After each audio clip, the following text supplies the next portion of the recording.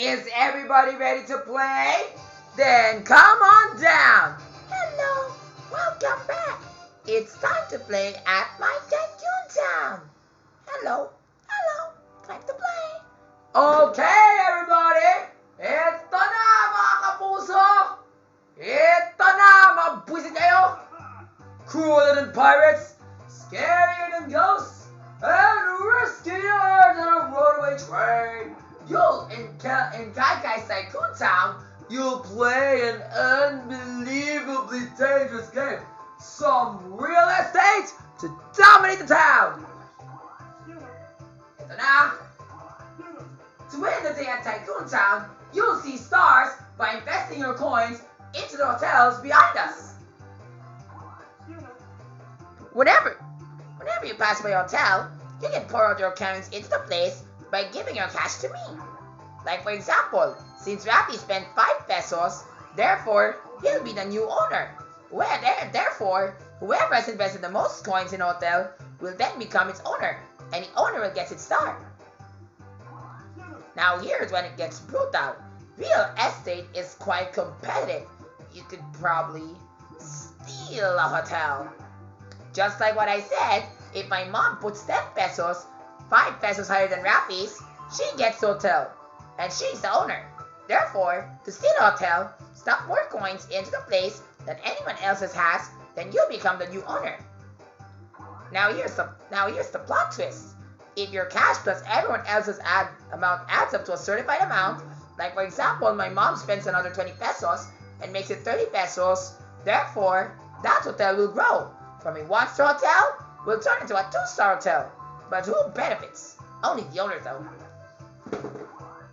Now that's how you get stars here. And the truly wealthy one makes 3-star hotels and blocks steals with 100.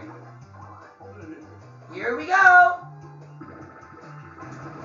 Yes! Ito na! Yeah! I'm the first. Bird down. Second. Ito na ako, maputay ka talaga! Here's the gift to get you going. Make the most out of these 10 pesos!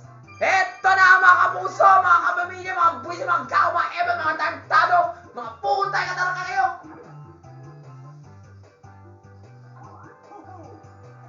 Right there! Where's the nearest hotel? Over there! And you can be the first one to own it for only 1 peso. What a steal! Huh, Nip? Now it's time to start this party! Let the games begin! Yaha! I'm the first! I'm gonna spend my money there. Here we go! Tatlo, putaingan! Di ba sapat yung pera ko? Tantado! Hindi na mauna dyan! Ikaw naman, Mami Ninya! Ikaw ba talaga yung mauna dyan? Weh! We're even! Tingnan mo. What's up now, Orion? Weh! Suabe! Ano yung pala ko? Ano na, Clea? Sana huwag yung malaki. Tartado! Siya yung pinakamabigat! Weh, may parang nakisi ako tutulong dyan, mga pusit kayo. Pero wala na! Dahil may Bible verse ako tayo sa inyo. Matthew chapter 1 verse 1. The book of genealogy is all about Christ, who is the son of David and Abraham. And verse 21, before Mary gave birth to Christ, she married a righteous and handsome man named Joseph. Weh! Ang galing mo, Ate Janelle! Isang between na agad! Hanep! Tantado! Wala pa ako isang between! Utainga mo! Pero okay lang yan! After that, maglaro tayo ng minigame! Mag-minigame boy! Ito na tayo, mga buwisit kayo! Ano yung para ko? Sana madali yung game? By the way, I have another Bible verse to tell you. Oh, love or leave him. Dito na tayo sa bulkan, mga kawayo. Remember, just like what I said, huwag po lagi tayo magmura. Acts chapter 11 verse 23. Always remain truthful to the Lord, both now and forevermore. Right! Tandaan mo yan ha, huwag ka pa lagi magmura. Gago kayo, wala kayong isip sa buhay. Eto na yung pakakataon, mga buwisit kayo. Lahat kayo mamatay kung di ako, tayo mo. Ewan na sa'yo. Uy, gawa, umalis ka na dito. Takbo na kayo! Ano ka ba, Ate Angel? Hoy, bilisan mo! Yan! Uta, ina mo talaga, Ate Alex. Yeah! I'm the winner! Gago! Epal! Buisit! Putay ka talaga kayo! Nanalo ka ng 1,000,000 piso para mabigyan ng isang lot na hotel. Mga bobo kayo. Ito yung bala ko sa sa'yo. Now, here's the next Bible verse of the day. Matthew chapter. Okay, here I come. Ito na! Ayan, para mas mabilisan. Yun ang kaya ko. Ay! Ito na yung bayad ko. More than 20 pesos na. Para to, at tayo dyan. Ako na yung bawang owner kaysa kay Ate El Villanueva. Ito na, Ate Isabel. O Ate Gabi Garcia. O yan, 2-star na lang tayo ha. At tayo dyan. I got 2 stars!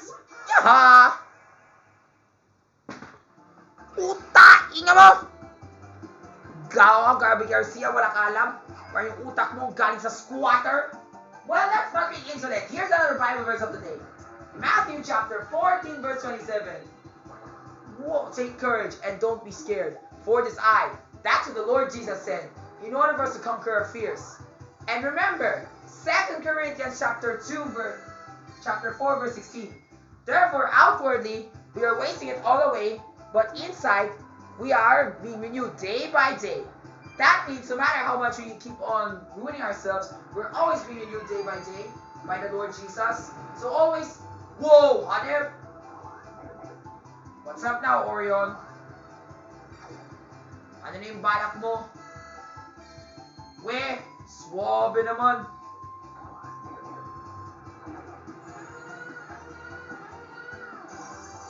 Bobo kayo! Maggastos ka na yung pera para makunin ako ng 3 between na dyan. Putay mo! At nanalo ko dahil sa'yo, mga bis kayo. Wala kayo alam para yung utang mo galing sa squatter. Tano ka? Yung balak mo, wala akong pake sa inyo. Dahil ikaw, ate Ju.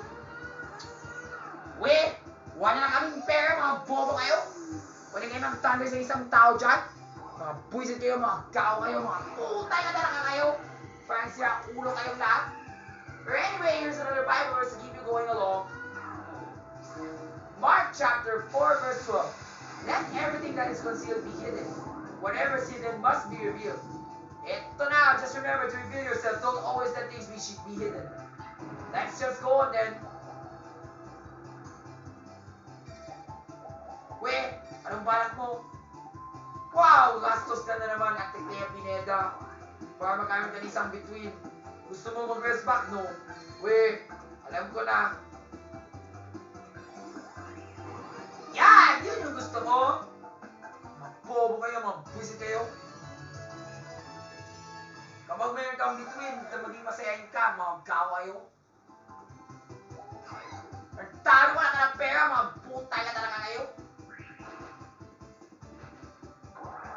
Yan, 1 versus 3. Ano yung laro? Saan na dapat mabilisan na talaga yung laro na yan? Putay ka talaga kayo. Yan! The bombs! I love that game!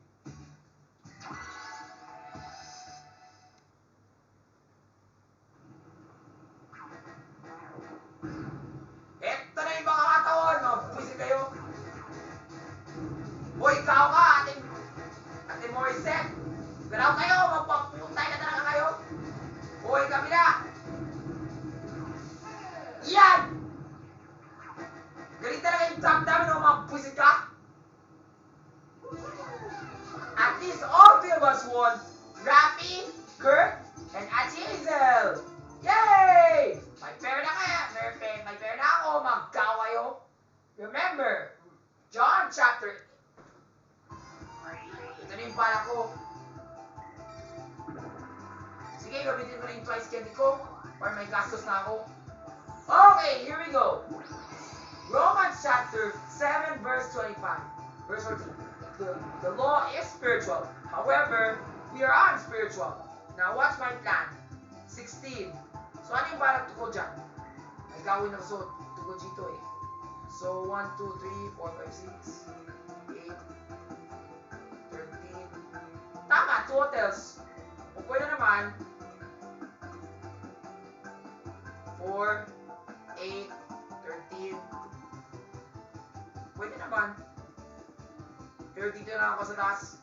Nagpala na kasi ako eh. Ito na. Mga kapuso, mga kapamilya, kay A to Z. Hi, Summer! Ito na. 1 peso, pero kanati ko na lang. 5 pesos. Ito na. Cash set. And that's my hotel now. Makikituin na ako. Mabusi kayo. At least I got it.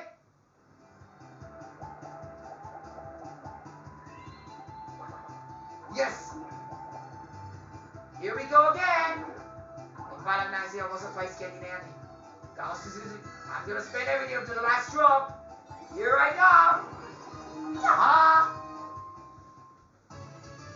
I got a star! Yaha!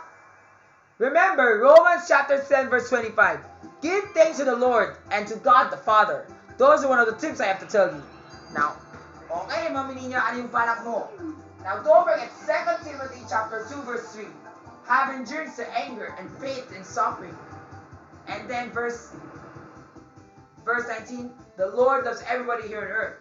And those who confess His name will be turned from wickedness. Ano ba yan, Mami? Mami niya, ano ba yan? Tatawagin mo talaga yung isang janitor dito para magnakaw yung pera ko. Pero huwag mong alala. Dahil what through all this, I'm sure I've spent a lot of money there. Marami akong gastos dyan. Bobo. Pero okay lang yan. Safe pa rin ako. Buwisit kayo. Salamat sa yan. Anong gagawin mo sa 10 piso na yan, Mami Ninya? Mami Elsid, Mama Angie, at marami bang iba? Ay, nako. Marami ka na naman mga pera. Ano ba yun sabi mo? Gusto mo? Wait! Okay lang yan. I can spend it at hotel another time. Not today. Okay, don't forget 2 Timothy chapter 2 verse 11. There's a trustworthy that says, if we live with Him, we will die with Him. If we'll endure things like a soldier, we will reign in Him. And if we disown Him, He will also disown us. And since we are faithless, but He's faithful, He will always be a faithful God, and forever He will be. Take note, our God will always be righteous and faithful, both now and forevermore, no matter what the circumstances.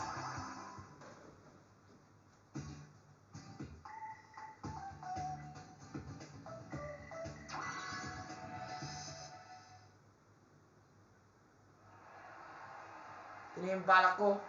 Meron na tayong baseball.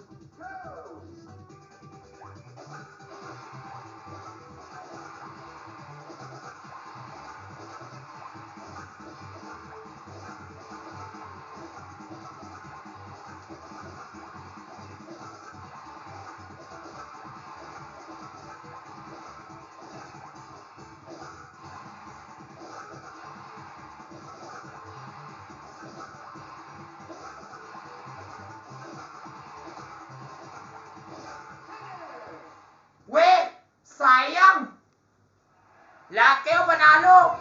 Tayo mo! Ako lang talaga yung linis dyan! Buisit! Gago! Epal! Puta! Ina mo! Pero okay lang yan, huwag mong alala. May parang na ako dyan. Mga buisit kayo, mga salpay kayo.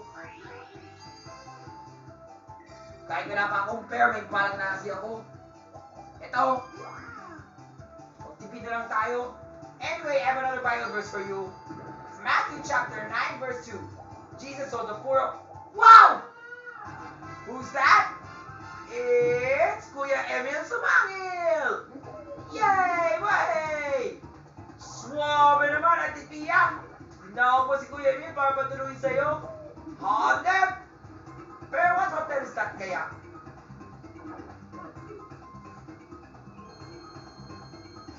Wow! Galing! Okay lang yan! Ganda naman! Ang bait mo, Kuya Emil!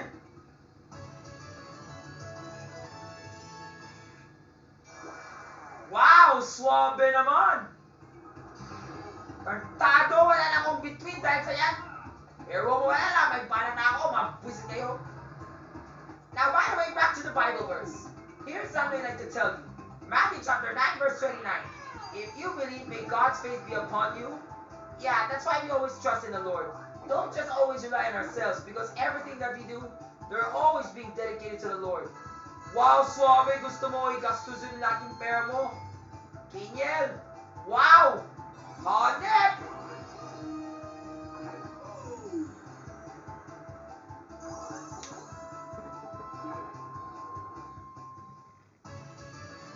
Yoshi! I got a star!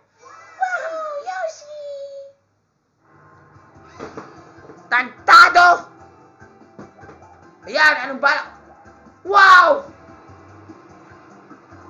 Yoshi, I'm gonna be rich! Here, take all the money, Diesel. You're gonna be so rich all thanks to this. Thank you. Swabe naman! Anyway, back to the Bible verse. Matthew chapter 9, verse 26. Jesus had compassion to each and everyone, since we're restless like sheep without a shepherd. And Matthew chapter 9, verse 22.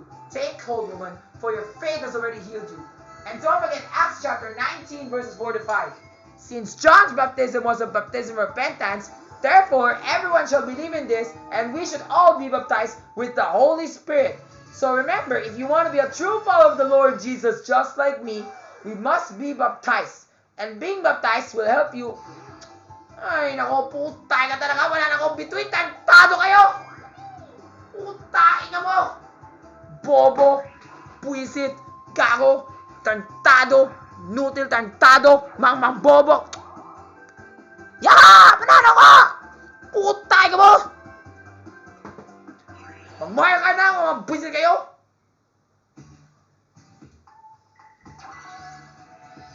Mauna na ako, magkaw kayo, wala kayong isip sa buhay, tantado kayo. 3, 2, go! O mga putay mo, magkaw kayo, mga epa kayo, umalis ka na dito. Ako na kayo mga una, mga putay ka talaga kayo. Fine, let's play Mario Kart V. Sa Mario Kart V, daming mura. At saka normally, in this game, we're supposed to take this game, hindi pa nagmura. Eh, di ba mura na lang tayo, putay ka mo kayo. Magbobo kayo, magkaw kayo, magpusin kayo, mga salbay kayo. Wala kayong utak. May utak mo, galing. Ay, naku, wala kayo alam. Parang utak mo, galing sa school water. Wala hindi kami yung araw na bobo, magpusin kayo. Putay mo. Punta kayo sa driving class 101. Parang hindi kami lumabas kayo, magkaw kayo, magbobo kayo. Putay ka talaga kayo. Wah! Sumuba ka na, tayo na na. Mga gaw, mga ewan, mga pusin, mga ewan. Putay ka, matalawas ako, mga pusin kayo. Yaha! Panalo ko! Gago kayo! Wala kayong isip, wala kayong utak. Utain mo! Pero nanalo ko, salamat sa Diyos! Dahil mo, sasaktan ka dahil wala yung Lord Jesus. Nanalo ko dahil kay Lord Jesus. Mga bobo kayo, mga pusi kayo. Wala kayong si Lord Jesus na yan. Umitin na dyan, pusit! Bible study na lang tayo.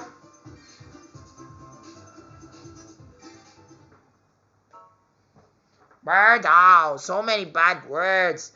Tantado na yan, daming bad words. Yoshi, I hate bad words. Shut up, bitch. I have a new plan. Here, Acts chapter 24 verses... ito na yung pala ko. Twice candy. Acts chapter 24 verses 14 to 15. I agree that I should worship the God of our fathers as followers of the way. Moreover, I should agree whatever is written in the laws and the scriptures too.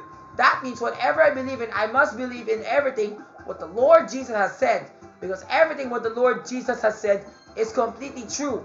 No lie. And Matthew chapter 24 verse 42, take hold and be patient, for you may not know when the Son of the Man will come. And verse 35, heaven and earth shall pass away, but God's words will never pass away. Take note about that, especially Luke chapter 4 verse 18, it says, we are now authorized to preach the gospel because God's salvation is within us. So we can do everything what we want. And as God did so many miracles, verse 40, we are all enthralled and we get to follow it. Mag 2 verses doon lang tayo. Bilis, no? Yun ang gusto ko. Bobo kayo. Wow! It's time for a battle minigame! I'll gather up coins from each player, and the winner will keep the lion's share. Okay, everyone, pitch in your coins. Magkano na yung bayad? 10 piso lang. Hot up! Only 30 pesos? Mukhang isa kayo nag-cheap out dyan ah. Now, which minigame will decide who will get all these coins? Sana yung madali. Madali! Madali!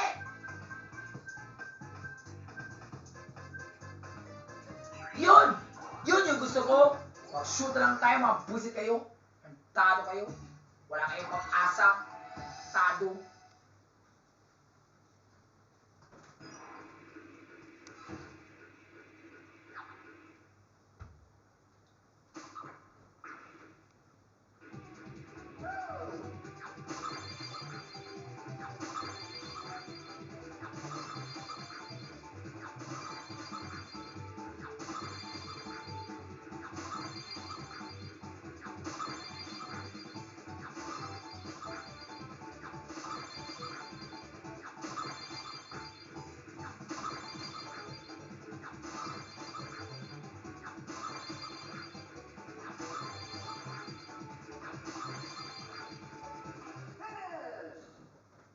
Tapos na yung usapan, lahat kayo, mga buwisit kayo, utay ka mo!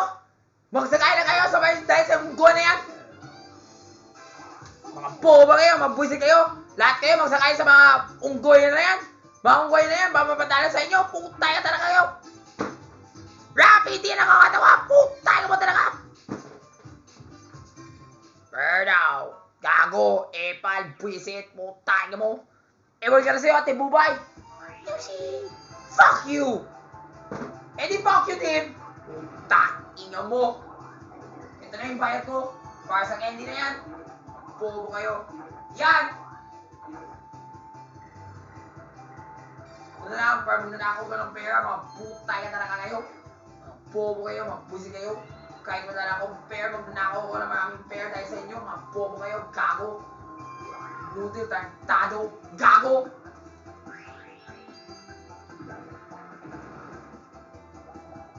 Wait! Iwan ka na sa'yo, ate Glyza de Castro. Birdaw. But anyway, let's get back to the Bible verses. Now, here's Acts chapter 2, verse 21. Everyone who calls upon the name of the Lord shall be saved. And verse 25, the Lord will always save you with the help of his right hand. And verse 28, the Lord will always make a good path for all of you, and he will fulfill you with joy and with his presence. And verse 38 to 39, tantado! Wala na akong between. Utain kayong lahat. Squatter. Wala na akong between dahil lahat kayo nasa squatter kayo. Utain ka kayo.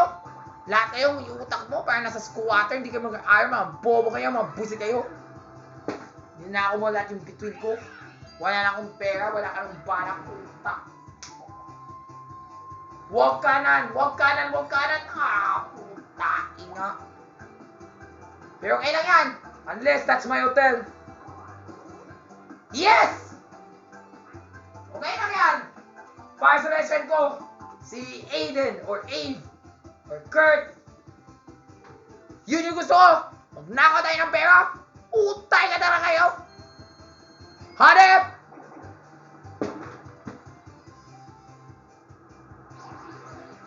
Utay ka mo. Tantado, wala na akong pera. Yay! Salamat sa Diyos! Nahimin ko na maraming pera! Gago. Wala lang si Ate Vice ganda, wala siyang pink, wala siyang pakialamero. Kaya talaga. Anyway, back to the Bible verse. Romans chapter 12, verse 17. Always remember that faith comes from hearing. And verse 4, Christ is at the end of the law, so that everyone who fear upon him as they put their trust in him. And verse 11, those who never put their hopes in the Lord will be put to shame. Lahat kayo, hindi kayo naman muna mag-trust kay Lord Jesus. Ako lang talaga kayo nag-trust sa Lord Jesus. Mga bobo kayo, mga busi kayo. Mga coconut, putay mo.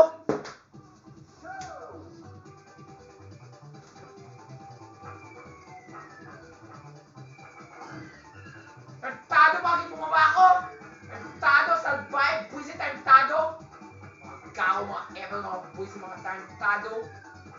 Bilisan mo na! Ay, naku, sino na una dyan?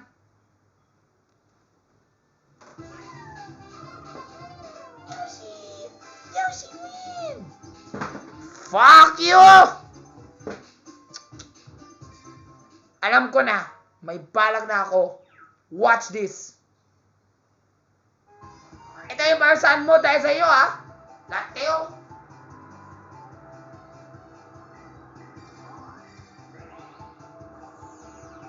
Kain ko na to para magdakaw ko na lahat yung mga pair mo. Mga putay ka talaga kayo. Akin na lahat. Pwede! Putay nga! 1 piso lang? Paano naging sapat yun? Putay ka talaga. Tado. Gago. Brutal tado. Wala pa akong pera. Pero alam ko na.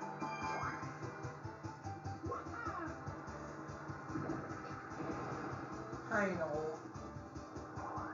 Ay, naku, kailan budget ako.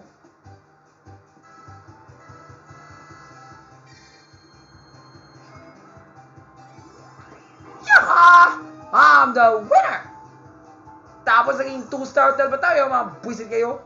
Wala kayong tiwala, wala kayong pag-asa. Bobo ka.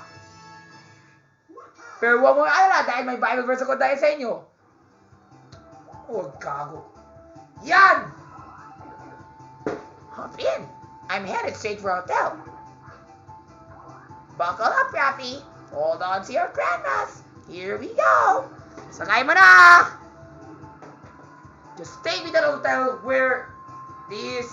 Stop beating around the bush. Okay, that should do it. Ooh, that always shocked me up. Gotta clean out of my shell. Good driving, eh? Whoa, I've got the curiosity for velocity. Here I go again. Bye! What is gonna done, Buisit?